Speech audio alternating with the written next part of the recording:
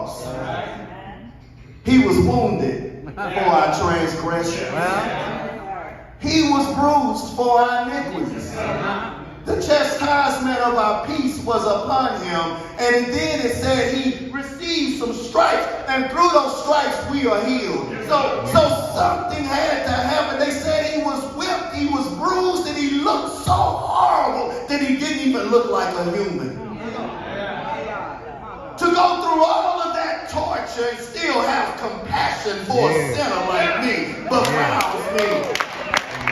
It behooves me not to bring up the word then, because he suffered for those thieves that were on the cross. And when we see the Greek word of the word thief, it literally means more than just somebody who steals. It's a person who literally could go or do as much crime all the way up to a murderficate as they went up to gasp for breath. But we have a Savior who wasn't like the rest of the criminals on the cross, who had 39 stripes in his back. One stripe for every sickness known to man was on his back. But every time he had to say a word, he had to pull himself up, get a breath, and then bring out the word, and then to be between two men who one of which mocked him.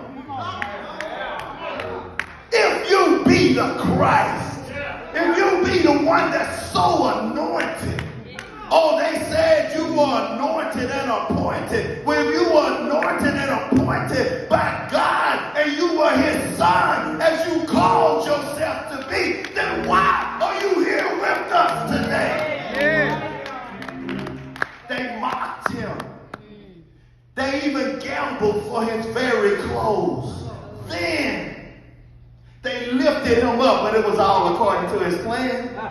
Because he said, if I be lifted up, I would draw all men unto myself. All right. They lifted him up. They shouldn't have never lifted him up, my brothers. They shouldn't have never lifted him up. But they lifted him up, but not high enough for him to speak. So he had to lift his own self up to get a word out. Sayers and the haters of the cross. And I came to Jesus just like I was. And he said, today, my son, you shall be with me in paradise.